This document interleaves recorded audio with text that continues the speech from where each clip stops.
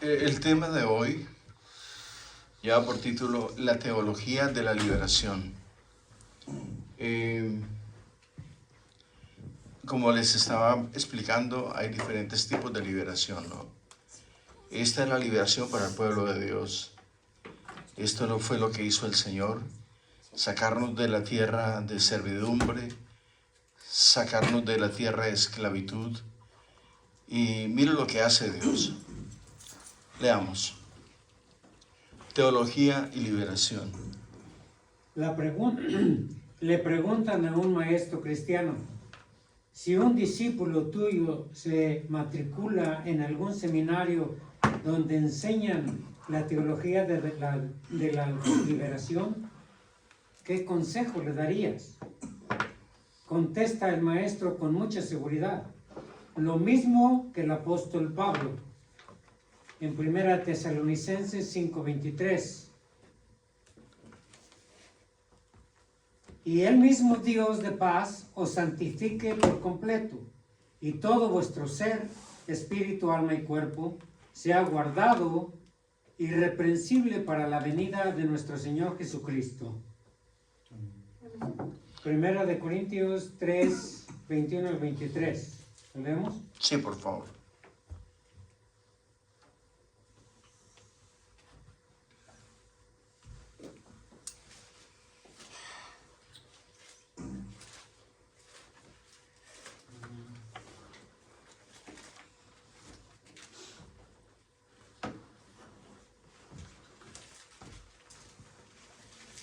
Corintios 3:23, hermano. 3, 21 al 23. No, 21.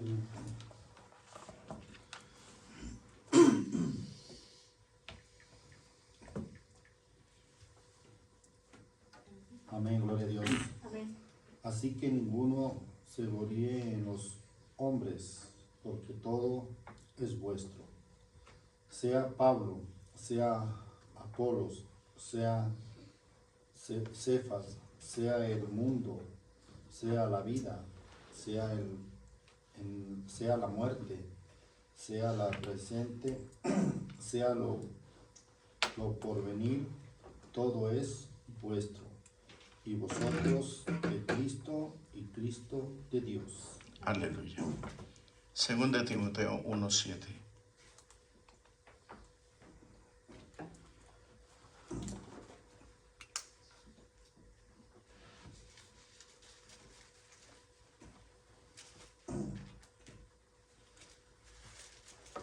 Amén, gloria a Dios.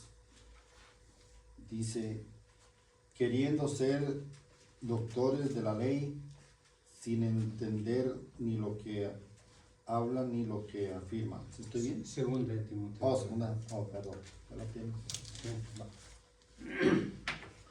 Porque no nos ha dado Dios espíritu de cobardía, sino de poder, de amor y de dominio propio. Sigan. Si nos sentimos firmes en nuestra teología evangélica y bíblica, realmente no tenemos por qué temerle a la Dele la teología de la liberación. ni obsesionarnos con ella, como tampoco... Ojo, porque es aquí donde muchas personas se ensoberbecen porque han estudiado algo, están aprendiendo algo o saben algo.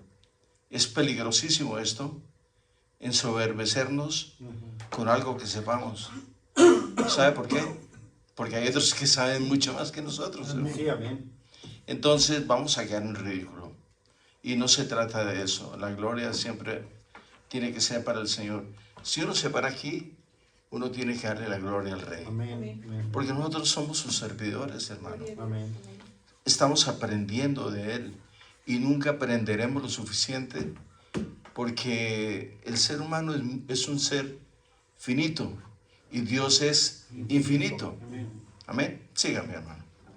Voy a leer otra vez. Si nos sentimos firmes en nuestra teología evangélica y bíblica, realmente no tenemos por qué temerle a la teología de la liberación, ni obsesionarnos con ella, como tampoco enamorarnos ciegamente de ella. Creo que como evangélicos no hemos sabido responder seriamente a esta nueva corriente teológica latinoamericana. Dos reacciones erradas han predominado casi exclusivamente entre nosotros. El sí ciego de algunos pocos que se han apasionado por la teología de liberación, de algunos pocos que se han apasionado por la teología de liberación y poco lo han confrontado con la tradición evangélica. Y por otro lado, el no sordo. Permítame. El sí ciego, decimos que sí, a veces nos hacemos los sordos, ciegos por un lado y sordos por otro. Ciegos cuando nos conviene y sordos cuando nos conviene. Pero cuando debemos tener los sentidos desarrollados, estamos inmersos en otra cosa, mas no en lo que debemos estar. Sígame, hermano. De muchos que ven una amenaza diabólica y la denuncian sin haberla escuchado ni entendido. Estos se dedican a atacar como herejías, supuestos errores que en realidad no enseñan la teología de la liberación. Cuando se analiza objetivamente, con seriedad teológica, y no han sabido entender y apreciar evangélicamente los valores, como también los defectos de esta importante corriente teológica, sería mucho más evangélico, exegético y paulino examinar la teología de liberación honesta y serenamente, retener lo bueno y abstenernos de todo lo que, entendiendo con claridad, no parece ser bueno. Permítame. Quiero, esto yo creo que ustedes ya lo saben, pero es necesario hacer una reseña, otra vez, de lo que es la teología. Está apagado. Teología. Bien, teología es una palabra compuesta, teos, Dios. que significa Dios, y logos, Tratado. que es tratado, enseñanza, doctrina y todo lo que usted le quiera. Cuando estoy haciendo esto, teos y logos, es, si ustedes creen, por ejemplo, sin demeritar y con sumo respeto lo digo, que el padre de la relatividad, ¿saben quién es? Einstein, Albert Einstein. Fue un cerebro, sí. Pero hay gente mucho más inteligente que él y no son tan cerebros como él. Como aquellos grandes teólogos, como el apóstol Pablo, por ejemplo. Hombres que vivieron en la tierra, se consagraron, sirvieron a sus gobiernos, fueron eminencias, hombres muy brillantes, pero cuando ellos llegan a los pies del Eterno, al dueño de la vida, se depositan en plenitud, a plenitud totalmente, para que Dios los use como vasos de honra. Hermano, es impresionante esto. Dios ha venido tratando con todos nosotros y a cada uno de nosotros nos ha dado una porción. Amén. Sígame, hermano. Se ha dicho con razón que no existe tal cosa como la teología de la liberación. Existen teologías de la liberación. Aún más exactamente, existen teólogos en Latinoamérica con perspectivas más o menos afines, pero también con diferencias que no dejan de ser importantes. Por eso me parece importante hacer un análisis. Esencialmente podemos encontrar la propuesta teológica. Número 1, una nueva hermenéutica y metodología teológica. La hermenéutica es una ciencia muy bonita. La hermenéutica es algo, no quisiera decir fenomenal, pero es algo que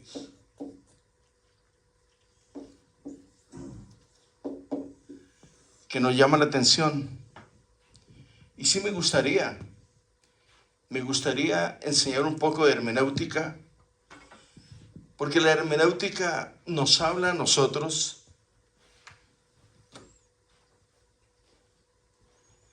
por ejemplo, la hermenéutica es una ciencia tan profunda que habla de simbolismo, tipología, numerología. Es una ciencia extremadamente abstracta, pero muy bonita. Me gustaría, porque la hermenéutica es la que desglosa la palabra y se la sirve a uno de una manera tan fácil que la podamos digerir, cada uno de nosotros. Entonces, repita otra vez, por favor, hermano, con todo respeto. Esencialmente podemos encontrar la propuesta teológica. Número 1, una nueva hermenéutica y metodología teológica. El número 2, la salvación como liberación, bajo el binomio opresión-liberación. El número Opresión 3, y liberación. opresión y liberación. Opresión y liberación. Y todo esto es teología de la liberación. No es la liberación que usualmente a la cual nosotros usualmente estamos acostumbrados.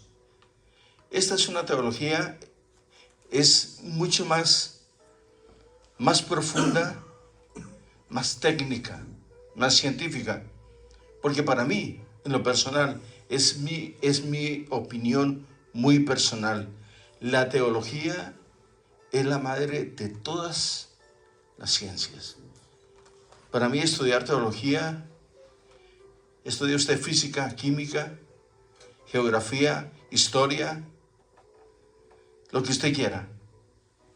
Todo lo estudiamos en la Biblia. Aprendemos de todo. Aprendemos a ser doctores, enfermeros, todo, hermano. Sigan. Número 3, el rechazo de dualismos antibíblicos. En esta ponencia trataremos de exponer fiel y honestamente lo que en realidad enseñan los teólogos de la liberación con respecto a estos temas. Una nueva hermenéutica y metodología teológica. La contextualización, la clásica teología sistemática. Permítame. La teología bíblica y sistemática es una teología que abarca y trae consigo una serie de ciencias, por ejemplo, como es la doctrina del Espíritu Santo, como es la doctrina de la sanidad, como es la doctrina de la justificación, como es la doctrina de la... Bueno, una serie de doctrinas, hermano, que se me escapan ahorita. Siga. Es muy importante esto, hermano. Muy importante. ¿Sabe por qué? Porque es aquí, usted va a estudiar, por ejemplo, medicina. Pero cuando usted va a estudiar medicina, la medicina es muy abstracta, es muy compleja. Entonces usted dice, voy a estudiar más bien cardiología. Me voy a ir por este lado. Pero hay médicos que saben de todo, hermano. La medicina general. Esta es la teología. Es la medicina general de Dios. Es donde aprendemos, donde estamos empapándonos. No somos científicos en cada materia, pero no ignoramos cada una de estas materias. y sus funciones y cómo trabajan. Amén. Amén. Sigan, hermano. La clásica teología sistemática del cristianismo occidental ha trabajado con conceptos teóricos y verdades generales, de carácter esencialmente abstracto y filosófico. Permítame. No sé qué concepto tengan ustedes de filosófico. Yo estudié un poquito de filosofía. La filosofía es buena, pero es muy peligrosa también. ¿Por qué? Porque la filosofía, permítame desglosar esto. Filosofía.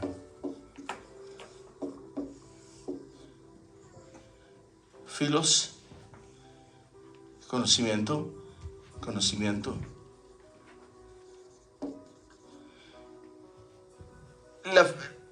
La filosofía, filos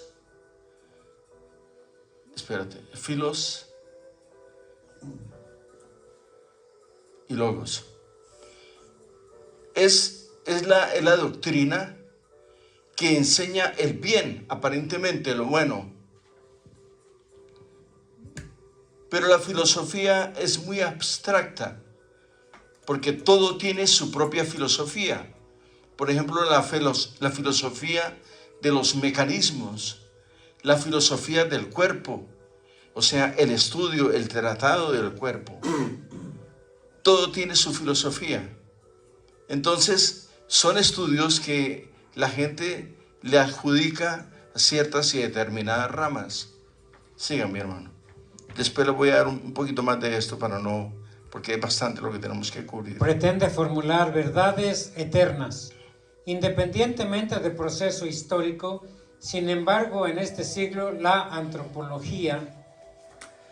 La antropología es la ciencia que estudia el origen del hombre, de dónde nació este hombre, Pithecanthropus pekinensis, Pithecanthropus erectus, los diferentes hombres, los hombres que nacieron con el cerebro muy grande, los otros muy pequeños, todo eso. Sigan. Esa tarea es indispensable para la comunicación eficaz del mensaje evangélico en toda su plenitud. El mensaje eficaz, ¿cómo es? ¿Lo repite, por favor? Sí, esa tarea es indispensable para la comunicación eficaz del mensaje evangélico en toda su plenitud. ¿Qué significa esto? Tenemos que capacitarnos un poquito más.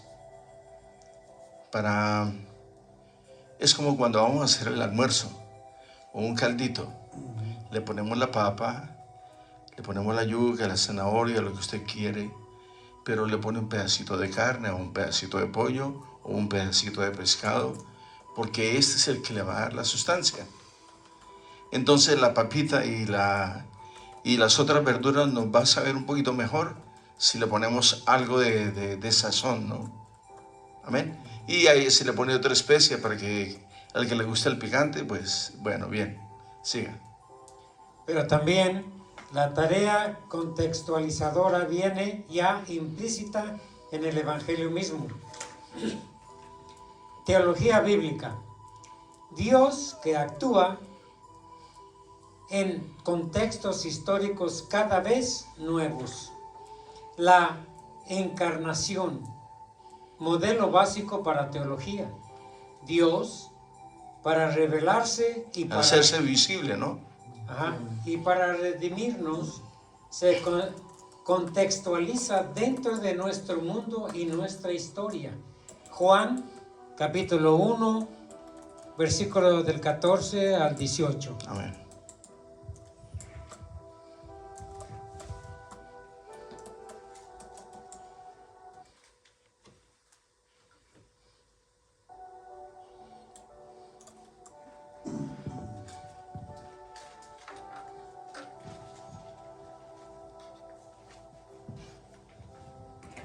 Y aquel verbo fue hecho carne y habitó entre nosotros, y vimos su gloria, gloria como del unigénito del Padre, lleno de gracia y de verdad.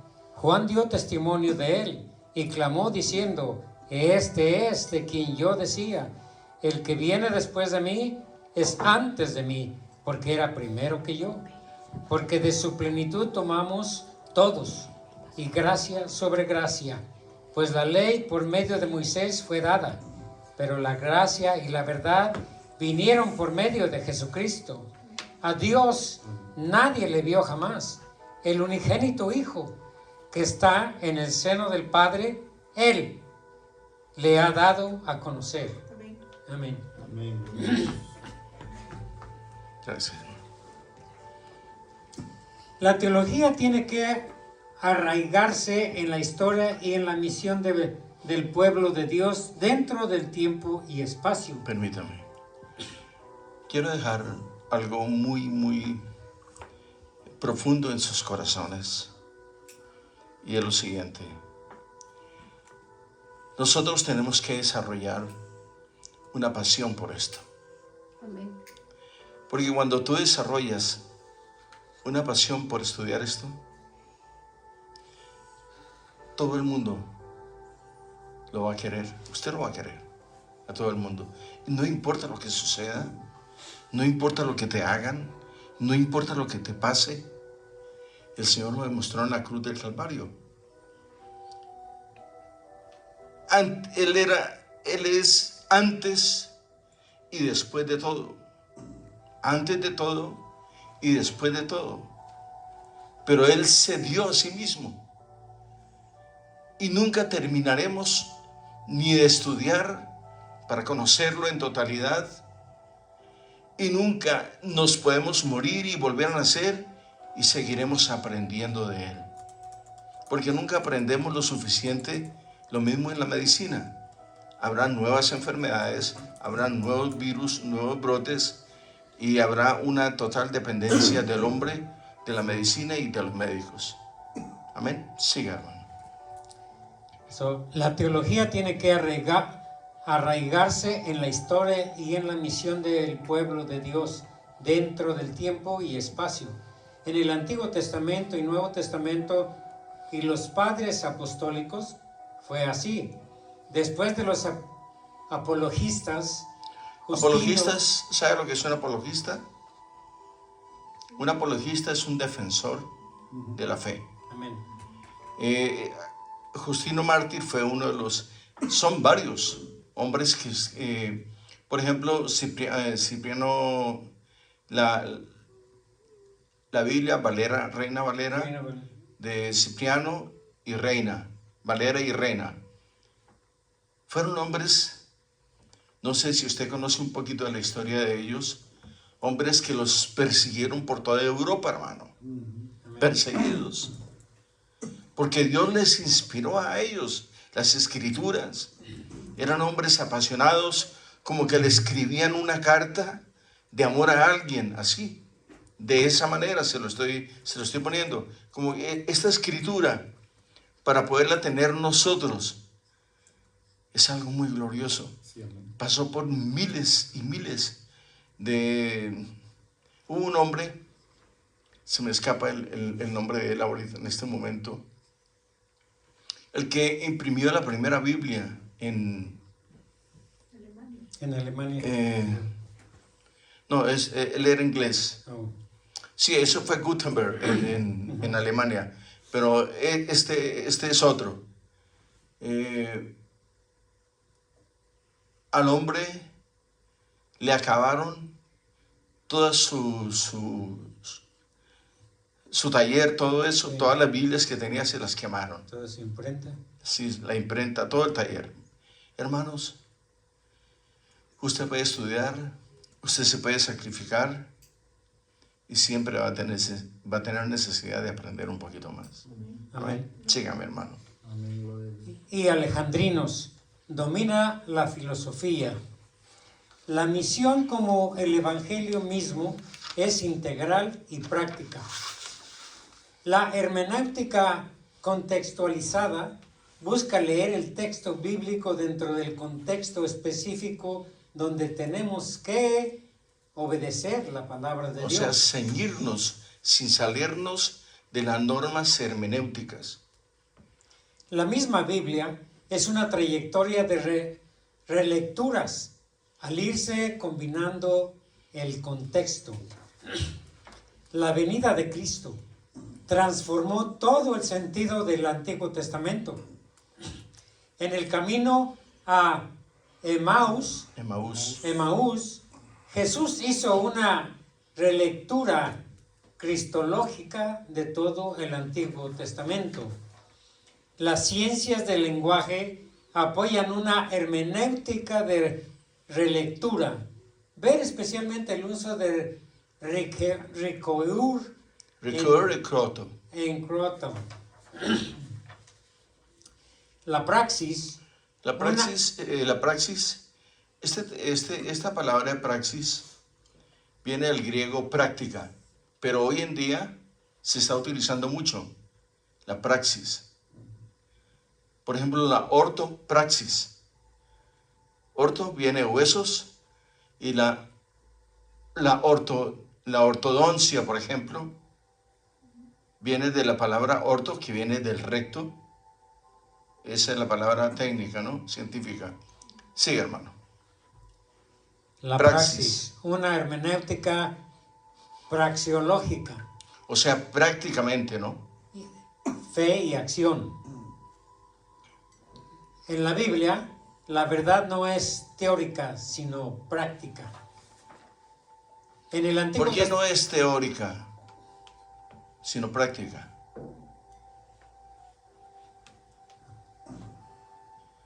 Ustedes que son teólogos. ¿Por qué es?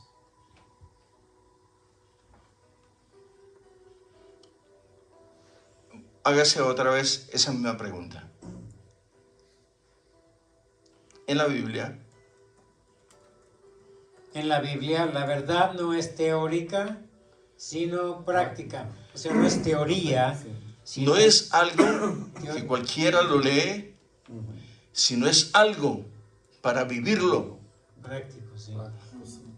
Debe ser ponerlo por obra nada más. Sí. Exactamente. Hay que practicarlo, hermano. Amén.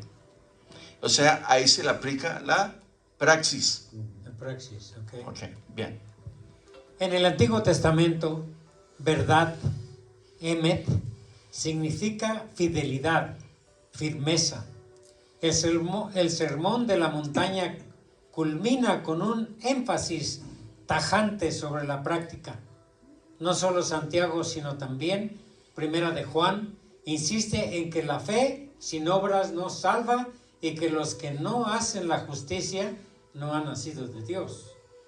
O sea que no hacer es no practicar. Los que no practican la justicia no han nacido de nuevo y tampoco son de Dios.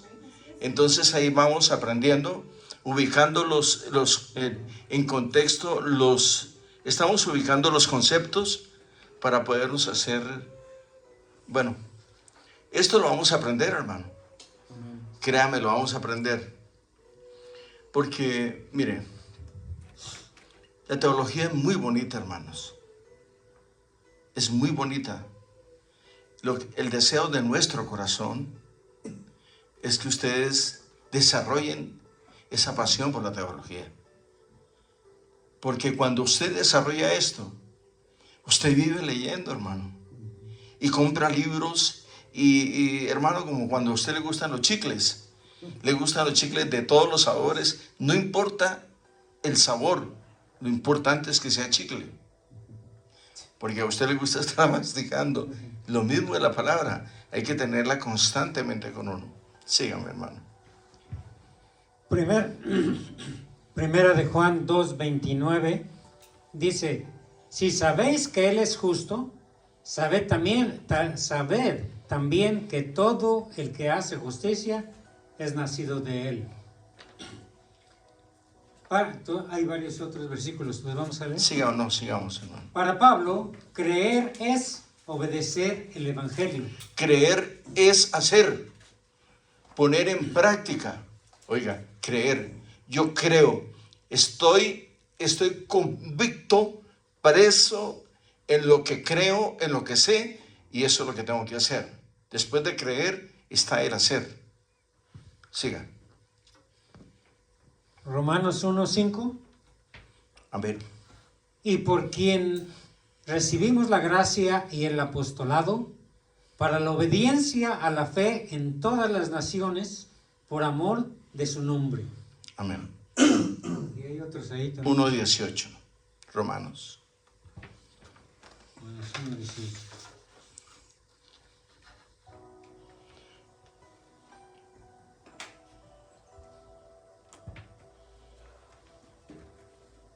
Porque la ira de Dios se revela desde el cielo contra toda impiedad e injusticia de los hombres que detienen con injusticia la verdad. Así es, hermano. Amén.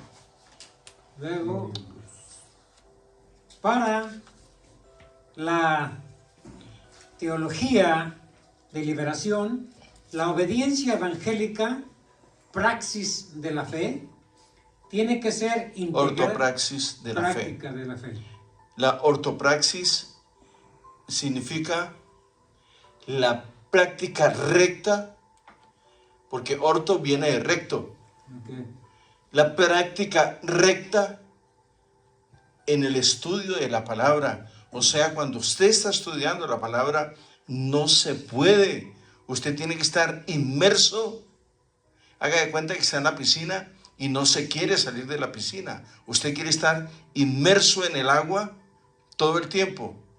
Pero va a llegar el momento en que usted se cansa de estar adentro del agua y tiene que salir. Entonces ahí descansa ya. Sigamos. Para la teología de la liberación, sin la ortopraxis, la ortodoxia está muerta. Sin la práctica, está muerta. El estudio está muerto. Está muerto. Siga. Tiene que ser integral como es el Evangelio y como es la misión de la Iglesia. En un continente de miseria generalizada y que se autodenomina cristiano, esa realidad que engloba la vida de los feligreses no puede dejarse fuera de la práctica de la fe. Esa situación de pecado es central a la vida de las multitudes. Tiene que ser muy importante también en la teología, misión y pastoral de la Iglesia.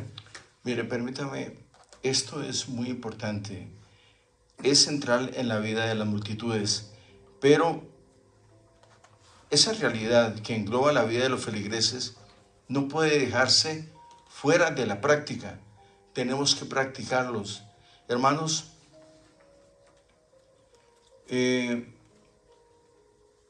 una de las cosas más bonitas es la costumbre a leer la palabra. Ojalá todo el mundo tuviese cantidad de libros que sean acordes con la teología, con la palabra de Dios. ¿Sabes por qué? Porque el Señor un día nos va, cuando Él venga, o sea, cuando Él levante su pueblo, ojalá no se encuentre haciendo eso, hermano. ¿No cree usted que es un hábito muy, muy bonito, hermano? Sí, aleluya. Claro. Hermanos, no es que uno se sienta viejo y que no pueda salir a caminar o ir al parque, no, hermano.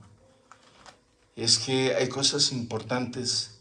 Por eso para mí es muy importante esta palabra.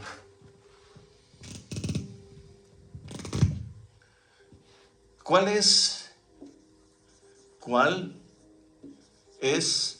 su prioridad?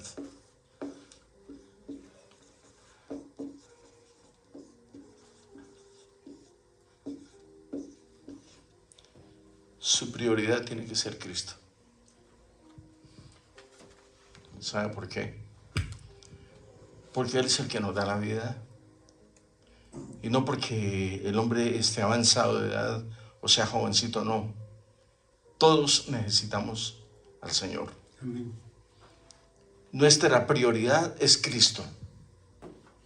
Porque de Él mana la vida, de Él mana el trabajo, de Él mana la salud, de Él mana todas y cada una de las necesidades que tenemos nosotros.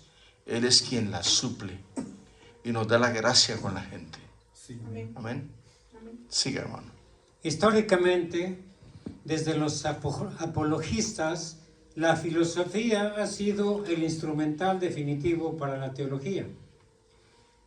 La metafísica le había provisto de un marco de referencia, de categorías, lenguaje, etc. Usted sabe lo que es la metafísica, ¿no? ¿Se acuerdan de la metafísica? Sí, ¿Es buena o es mala? mala, ¿Por qué?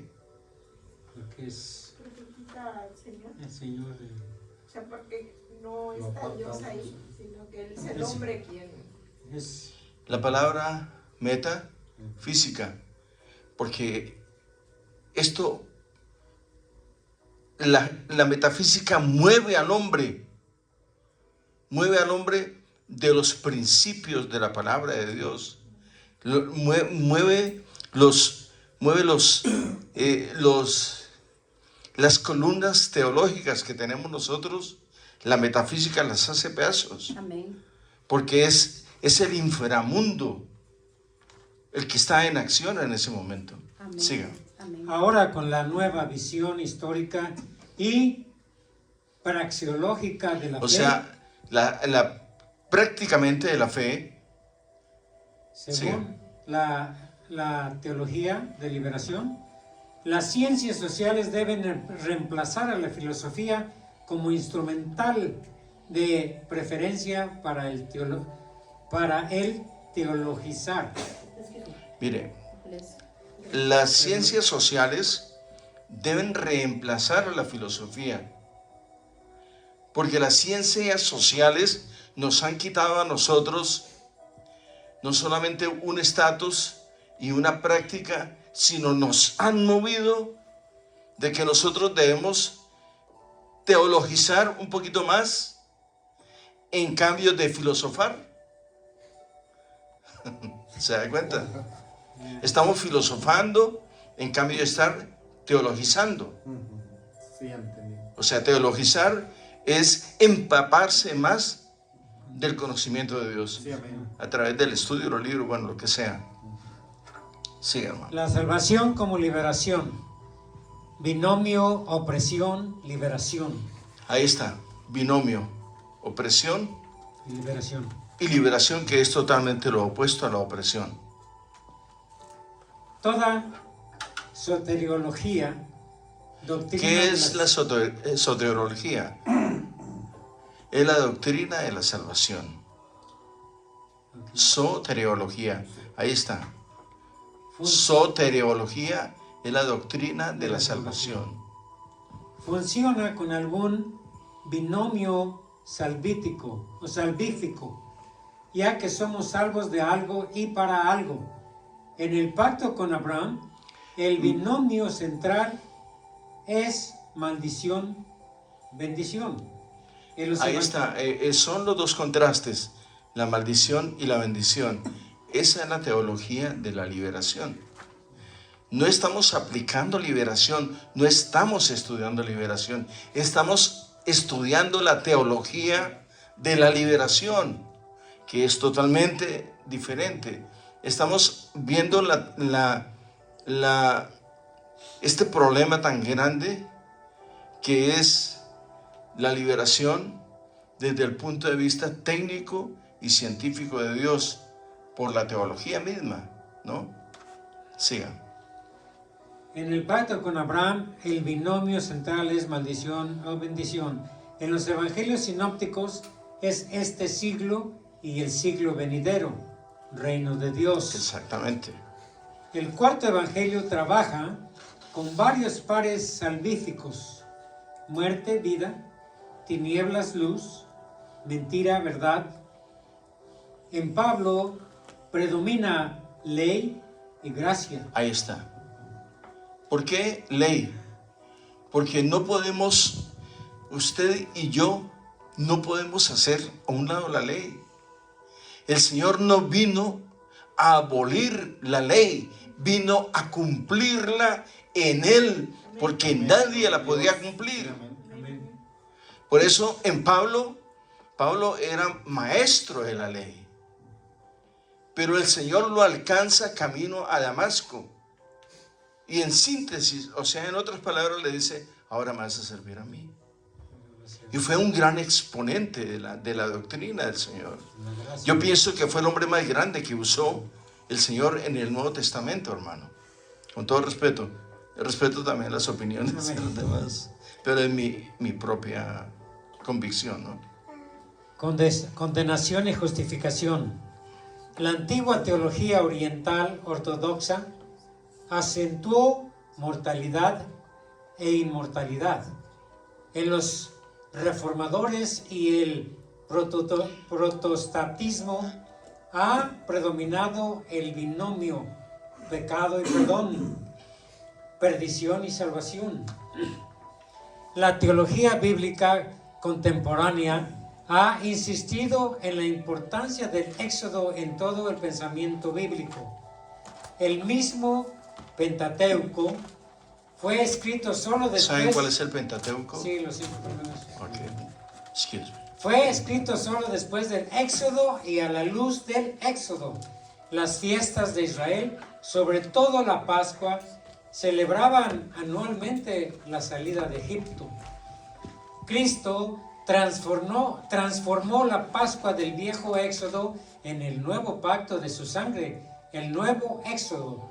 Lucas 9:31. Sígame.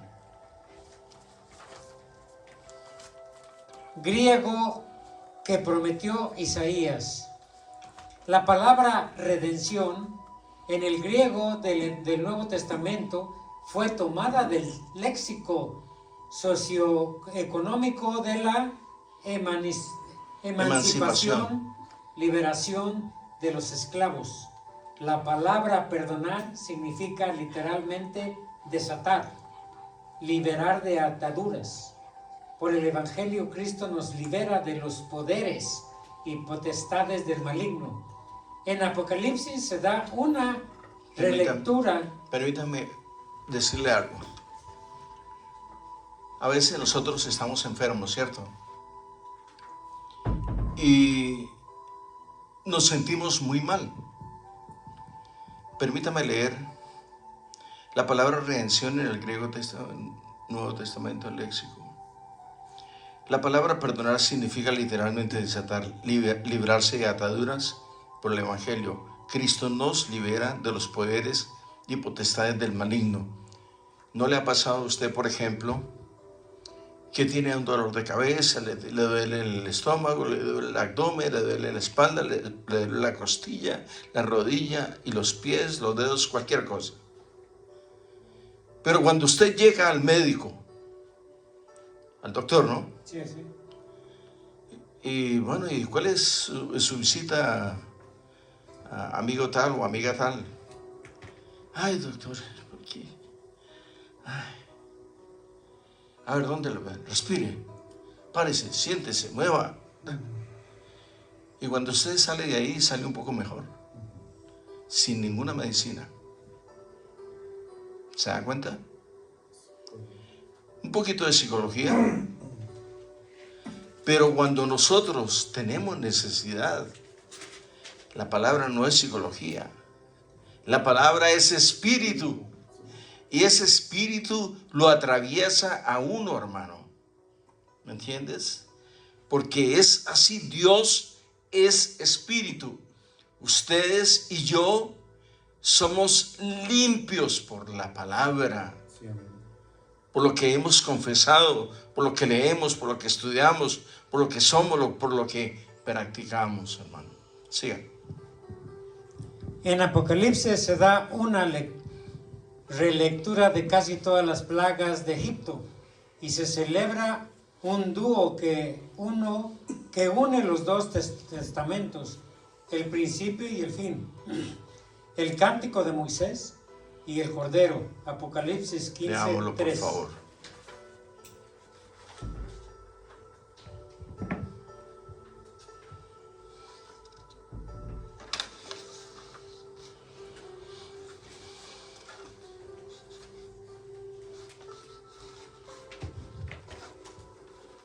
Dice Apocalipsis 15:3, y cantan el cántico de Moisés, siervo de Dios, y el cántico del Cordero, diciendo, Grandes y maravillosas son tus obras, Señor Dios Todopoderoso. Justos y verdaderos son tus caminos, Rey de los santos. Amén. Hermano, es algo muy bonito. Yo sé, por ejemplo, no me siento muy contento solamente verlos aquí, porque veo el interés que ustedes tienen. Yo no los traigo, es Dios el que conduce sus pasos a este lugar, porque es aquí donde Él nos reúne para ministrar nuestra necesidad y el conocimiento de Él, hermano. Entonces eso hacemos, nos sentimos contentos y felices. Síganme, hermano. La centralidad del Éxodo es bíblicamente indiscutible. Los teólogos de la liberación señalan que en los relatos del Éxodo, el binomio decisivo, aunque no exclusivo, es el de opresión-liberación. He visto la opresión de mi pueblo, dice Dios, y he descendido para librarlos. Hermano, solamente léalo otra vez. Los teólogos de Los teólogos de la liberación señalan que en los relatos del Éxodo, el binomio decisivo, aunque no exclusivo, es el de opresión. No exclusivo solamente para ellos, es para nosotros también. Es el de opresión-liberación. He visto la opresión de mi pueblo, dice Dios, y he descendido para librarlos. Éxodo 3, capítulo 7 al 10. Siga adelante, hermano. Hermenéuticamente, ellos insisten en la interpretación histórica de estos pasajes, la acostumbrada espiritualización del Éxodo, liberación. Permítame, esa espiritualización del Éxodo, porque es que el Éxodo de ellos es poderosísimo, hermano. Del Éxodo hay películas, hay de todo, hermano. ¿Por qué? Porque no es fácil solamente el solo hecho de pensar que 3.5 millones de personas, mujeres, hombres y niños, fueron sacados de tierra de esclavitud, de servidumbre, atravesados por el desierto, hermanos, atravesados en medio de las aguas. Dice la palabra del Señor que atravesaron en seco. Amén.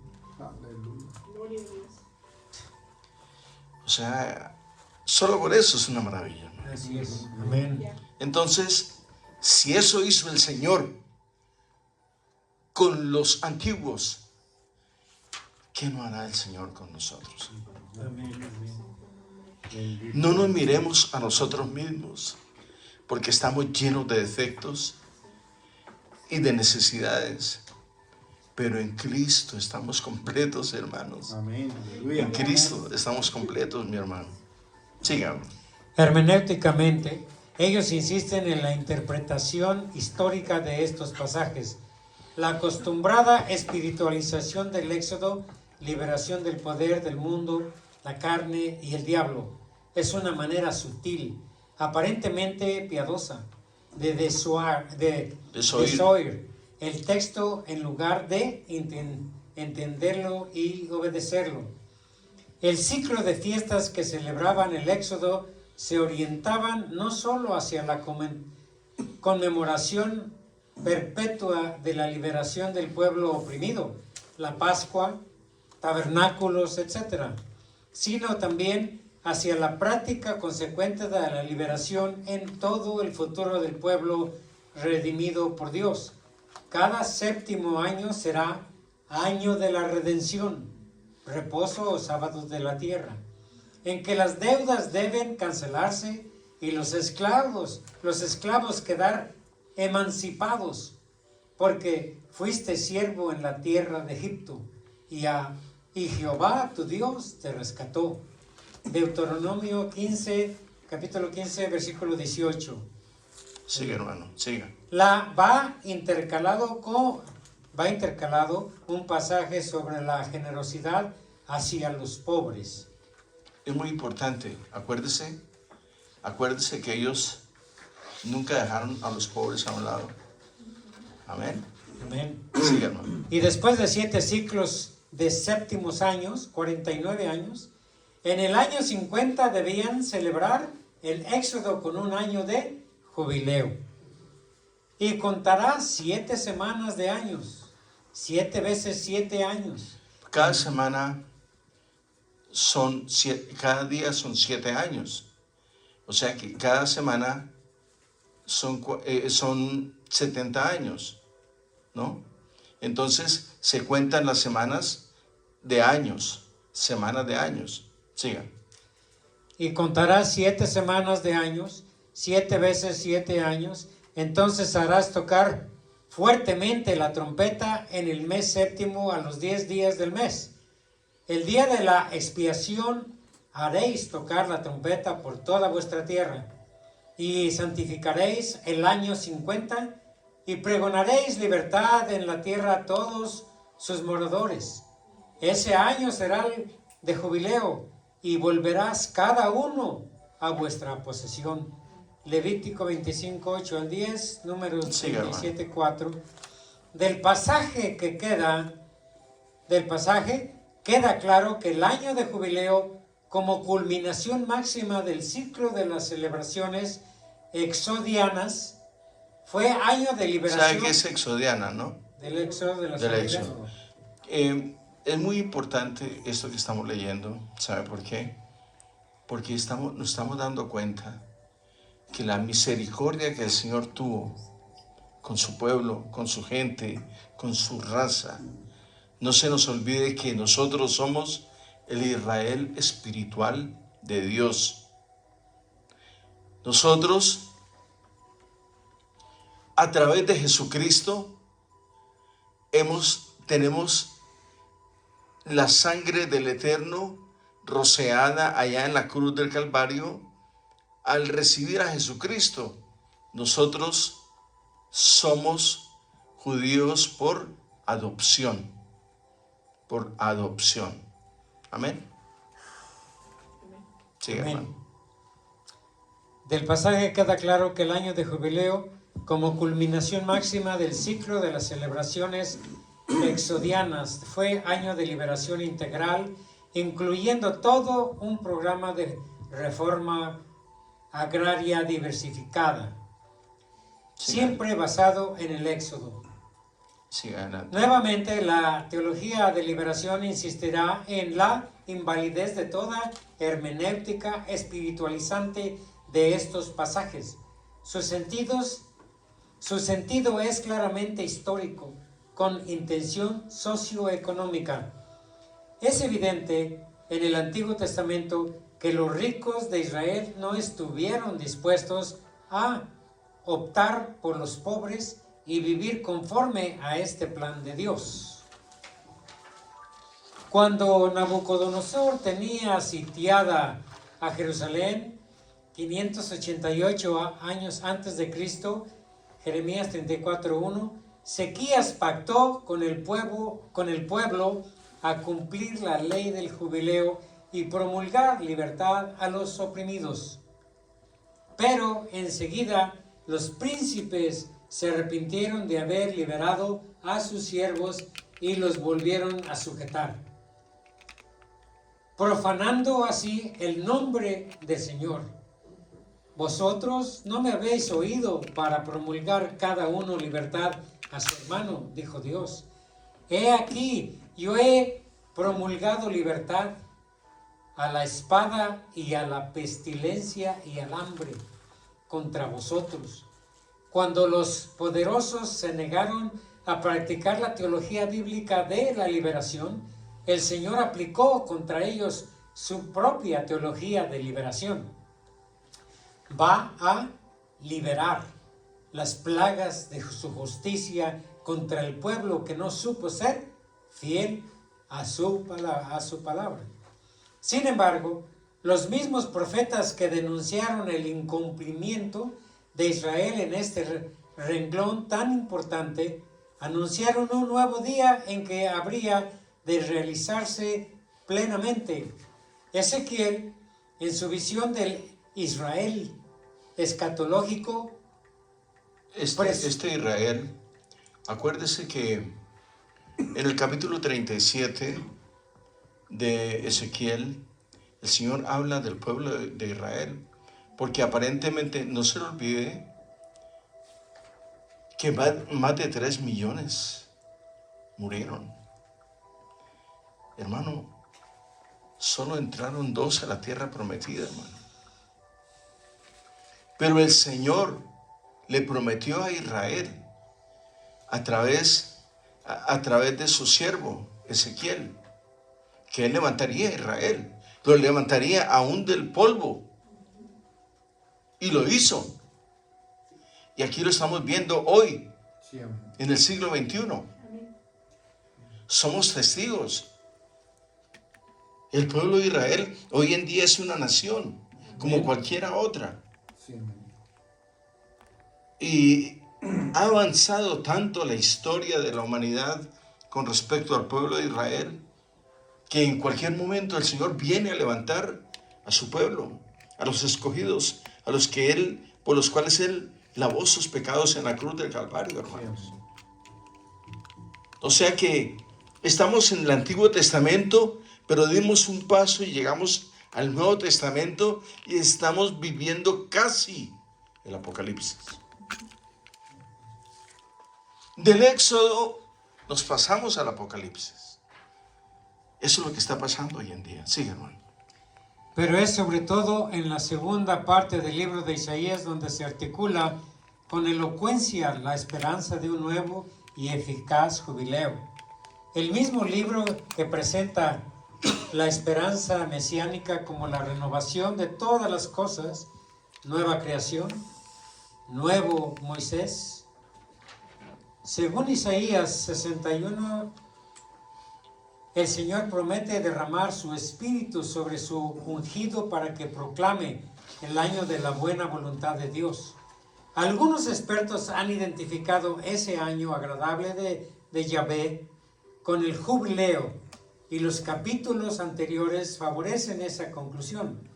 Tomás Hanks ha sostenido que el capítulo 58 se basa en el jubileo, la trompeta.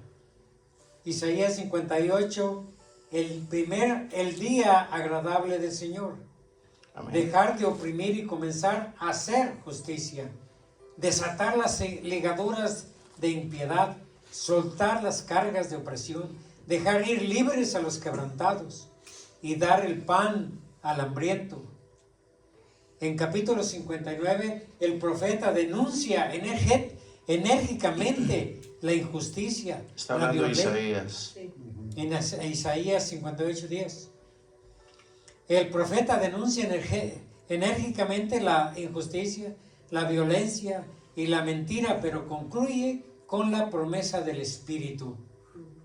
El capítulo 60 anuncia la gloria venidera de Sion, de lo que mucho es citado en Apocalipsis 21 y 22 y 61. 1. Aclaran que esa realidad vendrá mediante el derramamiento del Espíritu sobre el ungido.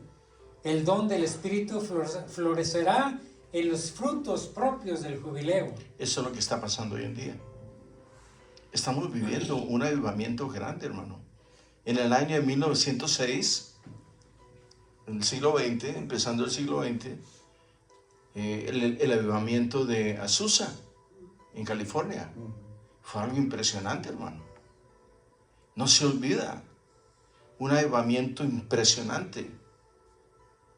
Es algo que nosotros, hoy en día, hermano, yo creo que usted va a la iglesia y usted siente algo en su corazón, algo bonito, que le ministra, que le da una paz que sobrepasa todo entendimiento, algo que es inexplicable, hermano. Usted va a trabajar y va tranquilo. No va ¿y ahora qué voy a hacer? ¿Y cuánto me voy a ganar hoy? ¿Y ahora qué voy a hacer? No, usted va tranquilo. Hermanos, Dios nos ha dado todo. Estamos en un país que no es nuestro país. Bueno, al menos el mío. Pero aquí estoy. Y yo llegué acá porque quería cambiar mi estilo de vida. Llegué defraudado, decepcionado, vuelto a pedazos. Pero ahora estoy acá. Y quiero ser de inspiración para otros también. Que no importa la edad, lo importante es la pasión que tú tengas para Dios y lo que tú quieras hacer para Él. Él lo puede hacer también. Sí, Amén. hermano. Sí, amén. Adelante. Predicar buenas nuevas a los abatidos, vendar a los quebrantados de corazón, publicar libertad a los cautivos y a los presos apertura de cárcel, proclamar el año de la buena voluntad de Dios y el día de venganza del Dios nuestro, consolar a todos los enlutados, dar gloria y gozo a los afligidos. El Nuevo Testamento, Jesús comienza su ministerio con un discurso inaugural, cuyo texto es precisamente Isaías 61. Él venía lleno del Espíritu, ungido para traer el jubileo prometido, las buenas nuevas para los pobres, salud y libertad en el año agradable del Señor. Anunció que eso ya se cumplía en su persona.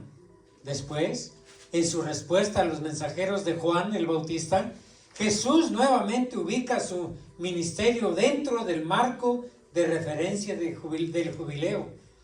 Un paralelo similar marca el día del Pentecostés, cuando el Espíritu es derramado sobre la comunidad, nuevo cuerpo del Mesías.